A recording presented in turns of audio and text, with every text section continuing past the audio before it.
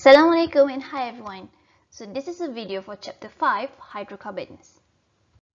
In this video, we're going to talk about the subtopic 5.2 alkenes, and at the end of this lesson, you should be able to draw structures and name alkenes according to the IUPAC nomenclature for straight chain and branch alkenes, cyclic alkenes, and also simple dienes.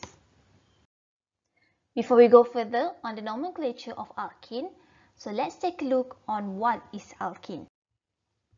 So alkenes is unsaturated hydrocarbons containing a functional group of carbon-carbon double bond. So at the carbon-carbon double bond, it contains one sigma bond and one pi bond. So for our alkenes, we have two types of alkenes. We have the acyclic alkenes, which is the straight chain alkene, with the general formula of CnH2n, and also the cycloalkenes, the cyclic structure, with the general formula of CnH2n minus 2. So for these two formula, it is only valid if inside the structure we only have one carbon-carbon double bond. Now we're going to focus on the nomenclature of alkenes. So basically, whatever we have discussed for alkanes is applied for the nomenclature of alkene, but with a bit additional part. So let's take a look. So for the nomenclature of alkenes, the main steps on naming the alkenes: first, we're going to find the parent carbon chain, and we need to identify the position of the functional group. So what is the functional group that we are focusing on here? We are focusing on the carbon-carbon double bond. Next step, number the parent chain, and then identify and number the substituents. So from part 2, it will be the same as the one that we have done for our alkanes. And lastly, write the name as a single word with no spacing. Now let's take a look on example 1. Okay, give the IUPAC name for the structure below. So the first step that we need to do is find the longest carbon chain that contains both carbon atoms and also the double bond. Since our alkene, it has a functional group, so the longest carbon chain must contain the functional group. So where is our functional group? It's over here. Okay, so the longest carbon chain must include the carbon-carbon double bond. Okay, so if we look over here, okay, we can have two different longest carbon chain, not two different longest carbon chain, maybe the possible longest carbon chain. Okay, so whatever it is, it must include our carbon-carbon double bond over here. Okay, so since it must include the carbon-carbon double bond, so 1, 2, 3, 4. Okay, so this is one possibility, and another possibility also including the carbon-carbon double bond. So start from here, 1, okay, 2, 3, 4, 5. So we have two different numbering over here, the red one with 4 carbon, and the blue one over here. Okay, my number 1 is 1.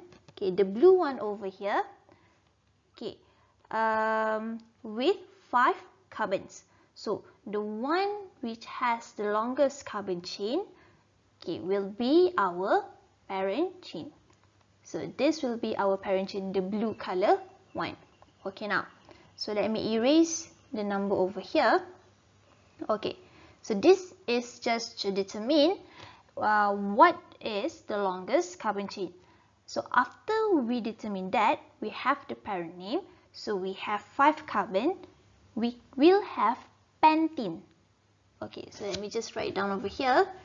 Okay, we're going to have pentene. Okay, so the naming. Okay, at the back here, we have ENE. Okay, to show that this is an alkene. So pent in front over here just to show that we have 5 carbon. So this is our substituent. Okay, so everything besides the parent chain is our substituent. So we have the substituent of ethyl over here. So to write down the full name of this alkene, we need to know what is the number of the carbon over here. Okay, where does this ethyl group attach to? To which number of carbon? Okay, so how do we number our carbon? We must give the double bond the lower number. So any longest carbon chain with functional group, we must give the lowest number to the functional group itself. Okay, so by right we have two options. Okay, either we want to start counting from here. Okay, so let's say if I count from here, so 1, 2, 3, 4, 5. Okay, so if we are choosing the red color one, the carbon-carbon double bond is located at carbon 4 and carbon 5, between 4 and 5. Okay, the alternative, okay, from here, 1, 2, 3, 4, 5. So, as stated here, we must give the double bond the lower number. So, we're going to choose the blue color one over here, where the position of the carbon-carbon double bond is between carbon number 1 and carbon number 2. Okay, so let's remove this, the number, the red one. Okay, so from here we know that our ethyl over here is located at the second carbon. So we will have 2 ethyl over here. Okay. Now, we have the functional group, carbon-carbon double bond. And this functional group actually can be located in several positions. Okay, for this one, it's between carbon number 1 and carbon number 2. The carbon-carbon double bond might also exist between carbon number 2 and carbon number 3. Okay, because of that, since there is a few possibility of arranging the carbon-carbon double bond, so we need to number the functional group. Okay, so how do we number this functional group? Okay, so the alkene that we have over here is pentene, and the position of the carbon-carbon double bond is between carbon number 1 and carbon number 2. Thus, the parent name right now, it will be 1-pentene instead of just pentene. Okay, why? Because like I mentioned earlier, okay, the position of carbon-carbon double bond might be between carbon number 2 and carbon number 3. If it's between carbon number 2 and 3, it will be 2-pentene. Okay, so for now we have 1-pentene. And then the substituent over here, so it will be 2-ethyl. So the name of this alkene will be 2-ethyl. Okay, the substituent, okay, 1-pentene. So we have the parent name pen for 5 carbon, okay, and then the suffix "in" to show that it is an alkene, and then number 1 over here to show the position of the functional group is between carbon number 1 and carbon number 2, and 2-ethyl to show that at the second carbon we have a substituent of ethyl. Now let's look at example 2. Give the IUPAC name for the structure below. So the first step is to find the longest carbon chain that contains the carbon-carbon double bond, and this is very obvious. Okay, this will be the longest chain, and then we have over here our alkyl group. Okay, so we have a substituent of methyl. Okay, so this is methyl, so let me just label this. Okay, methyl, and then the alkene that we have 1, 2, 3, 4, 5, 6. So we have 6 carbon alkene. So the name of the alkene will be hexene.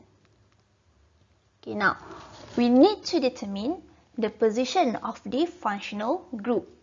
Okay, because we need to label, we need to put the position, the number into the name of the alkene. So let's start counting. Okay, so if I count from the left, okay, so 1, 2, 3, 4, 5, and 6. Okay, the position of the functional group is between carbon number 3 and carbon number 4. Now, let's count from the right. So 1, 2, 3, 4, 5, and 6. Okay, as you can see over here, both position will give you the same position of carbon-carbon double bond. Okay, the green one, 3 and 4. The red one is also 3 and 4. So, from which part must we count our carbon actually? Is it from the left or is it from the right? So, in this case, what you need to do is, if the double bond is at the same distance, so this is what we call as the same distance on both sides, on both ends. So, we begin at the end nearer to the first substituent point. Okay, when we have this condition where both ends give us the same position of the functional group, we're going to choose with the one that will give us the lowest number for the substituent. Okay, so the carbon over here, 2 and 5.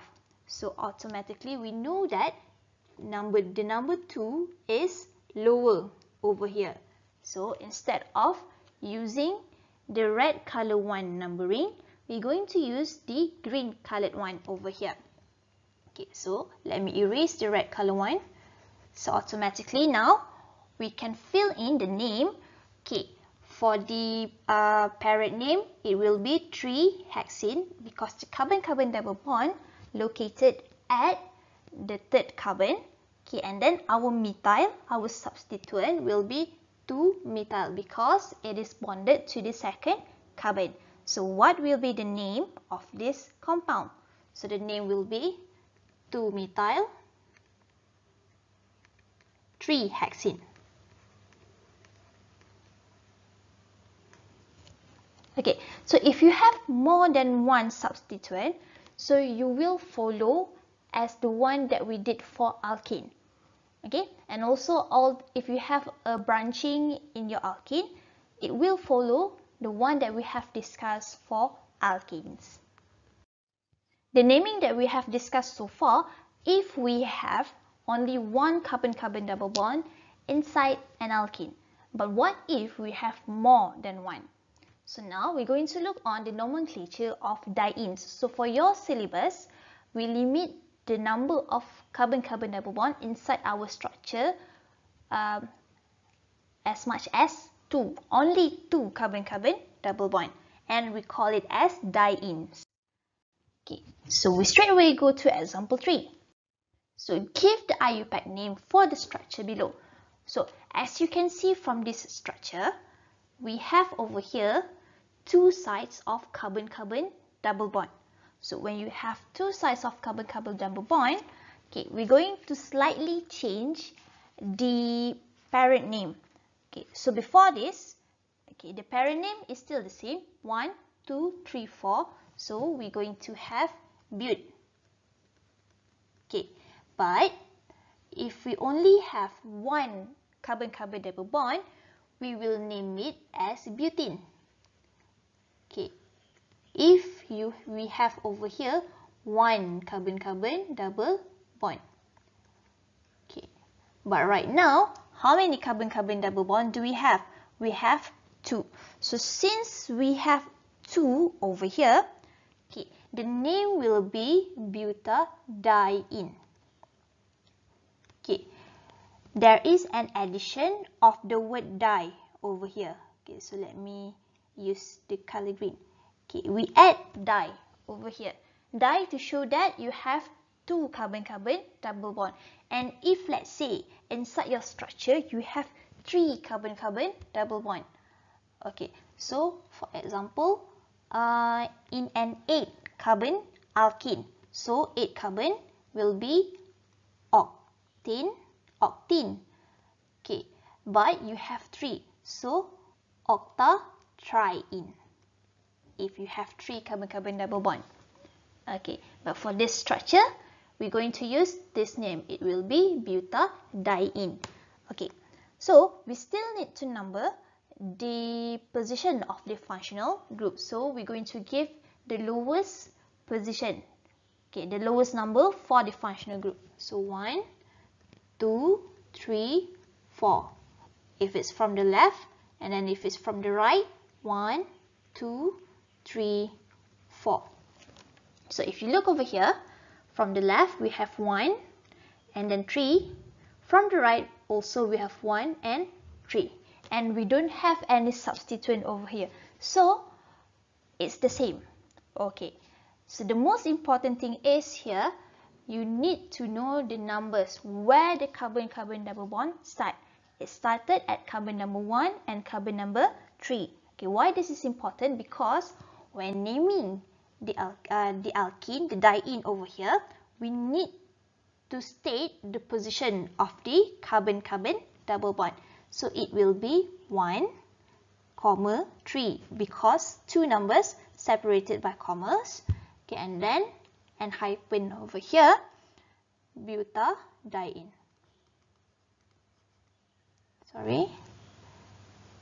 Diene. So this will be the name of this alkene or this diene to be specific. Now let's look on the nomenclature of cycloalkenes. So example 4. Give the IUPAC name for the structure below. So we have a cyclic structure over here. Okay, a 6 carbon cyclic structure. So we have hexane, cyclohexane if it's an alkane, but this is an alkene, so we have over here a cyclohexane. Okay, and on this cyclohexane we have one methyl group. Okay, so how are we going to name this cyclohexane? Okay, what are we going to do is number the cycloalkene so that the double bond is between carbon 1 and carbon 2. And the first substituent has the lowest number possible. So what does it mean here? Okay, so this is our structure and we have determined this is the parent name, cyclohexene. Okay, so to number the cyclohexene, carbon-carbon double bond must be carbon 1 and carbon 2. Okay, now, so since we have a substituent over here, so we must choose the one that will lead us to the lowest number possible. So what does it mean over here? Okay, so let's say I number, so this is my carbon-carbon double bond over here, carbon number 1, carbon number 2, or the other way around.